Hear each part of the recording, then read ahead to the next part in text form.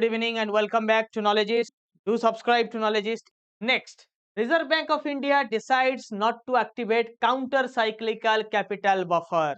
अगर आपने हमारे बेसल के क्लासेस देखे हुए हैं, if you have gone through the Basel classes, there was two CCBs, capital conservation buffer and counter cyclical capital buffer. Okay, तो एक था CCB, एक था CYCB. ठीक है, ये वाई छोटे से लिखते थे हम, right. C C B and C Y C B. Capital conservation buffer 5% mandatory है, सॉरी 2.5% कैपिटल कंजर्वेशन मैंडेटरी है, बट सीसीबी आपको C C Y B counter cyclical capital conservation buffer 0 से 2.5% बेस्ड ऑन योर इंटरेस्ट. ठीक है, मतलब बेस्ड ऑन योर कंफर्टेबिलिटी. अगर बैंक्स कंफर्टेबल है, बहुत ज्यादा एक्सेस कैश है, बहुत अच्छे समय से गुजर रहे हैं, तो वो जो मिनिमम रिक्वायरमेंट है उसके बाहर भी वो एक्स्ट्रा 2.5% तक सेव कर सकते हैं कैपिटल एडिक्वेसी रेशियो को और भी मजबूत बनाने के. ठीक है, तो अभी आरबीआई ने क्या डिसाइड किया है, इसको नॉन मैंडेटरी कर दिया गया था. ये अभी भी नॉन मैंडेटरी है, पहले से भी नॉन मैंडेटरी था. आरबीआई का क्या गाइडलाइंस था कैपिटल कैपिटल एडिक्वेसी रेशियो के ऊपर? पहला बेसल नॉर्म, उसके बाद बेसल 1, बेसल 2, बेसल 3 आया. बेसल 3 में भी रिवीजन होके एडिशनल लिक्विडिटी मेजर जैसे एनएसएफआर और लेवरेज रेशियो इसको इम्प्लीमेंट किया गया 2013 में.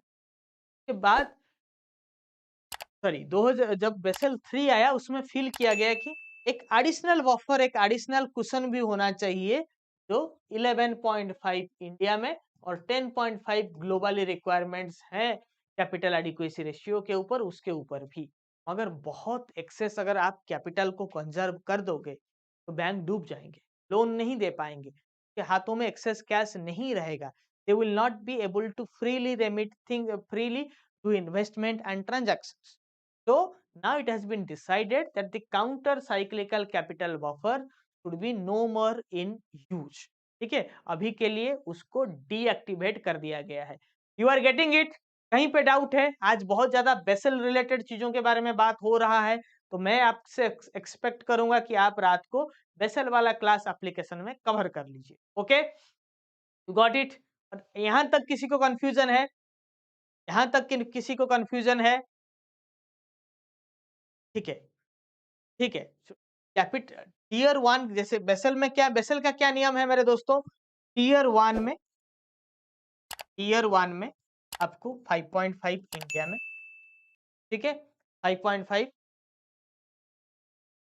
टीयर 2 का रिक्वायरमेंट कितना है? टीयर 2 में कितना रिक्वायरमेंट है बताइए, कमेंट करके बताइए. टीयर 1 में आपको 5.5% चाहिए होता है, आरडब्ल्यू सीएआर चाहिए होता है. ठीक है, CAR is always compared with RW, risk weighted asset ratio का परसेंटेज होता है सीएआर. ठीक है, टीयर 2 में कितना और सीसीबी में कितना, कैपिटल कंजर्वेशन बफर में कितना?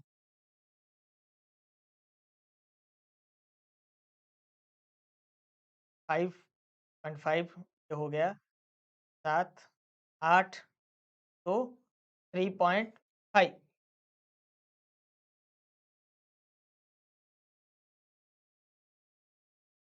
ठीक है,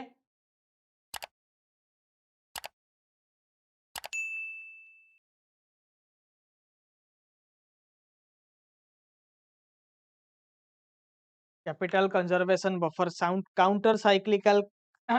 just a second, just a second guys.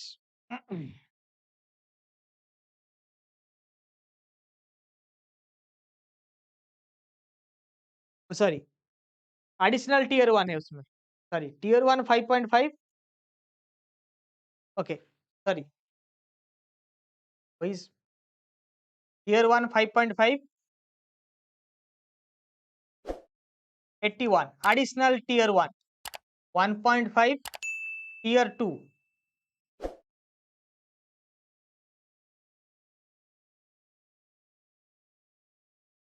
Tier 2 2%, और उसके बाद सीसीबी आपका आता था 2.5। Got it, got it. Total होते थे आपके, टोटल होता था 11.5%।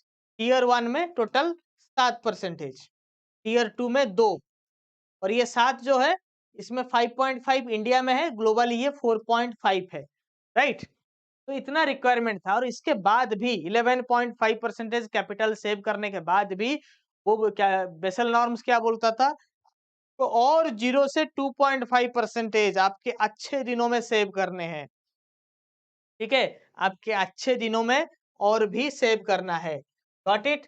तो अभी कोविड के बाद बैंक्स क्रंच में है, लिक्विडिटी के इश्यूज हैं, बहुत कुछ बैंक्स फेल हो रहे हैं, इसीलिए सबको नजर में रखते हुए आरबीआई ने बोला सब भूल जाओ। RBI now announced to do away with counter-cyclical capital buffer now, and it is now no more required for banks. हाँ, मैं भी आगे implement कर सकता है फिर से। CCYB framework was put in place by RBI in 2015, and it was advised that it would be activated as and when circumstances warranted, and the decision will be announced in advance. It is to make banks save money during their good times so that they can continue to lend money to business during tough times. And this also helps prevent banks from lending too much of money during the times of excessive credit growth, which can lead to risk for the whole financial system. ठीक है, तो जब अच्छे समय होगा तो आप पैसा बफर में रखोगे, एडिशनल पैसा आप सेव करोगे काउंटर साइक्लिकल कैपिटल बफर में, अपने कैपिटल में। जब आपके लोन बुक्स बढ़ जाएंगे, अचानक लोन ग्रोथ होगा, लोन ग्रोथ के लिए क्या करेंगे, आप उस लोन को फंडिंग करने के लिए तो पैसा कहाँ से लाओगे, या तो डिपॉजिट से लाओगे, या तो फर्दर आप आरबीआई से या फिर किसी अदर इंस्टीट्यूशन से लोन करेंगे। तो इस टाइम में आप सीसीवाईबी का इस्तेमाल करेंगे, ना कि ज्यादा लोन लेके फिर ज्यादा लोन देंगे। ज्यादा लोन लेके ज्यादा लोन देने में क्या होता है, एक कॉन्टाजियस रिस्क आता है, पूरा फिनेंशियल सिस्टम फेल हो सकता है। You getting it? पूरा फिनेंशियल सिस्टम फेल हो सकता है, उसको रोकने के लिए आप ये कर सकते हैं, ठीक है। तो ये तो है, उसका नियम है, okay. So RBI noted that the credit to GDP gap is main indicator used to assess whether CCYB needed to be activated or not. तो किसके हिसाब से उसको किया गया है, क्रेडिट टू जीडीपी गैप।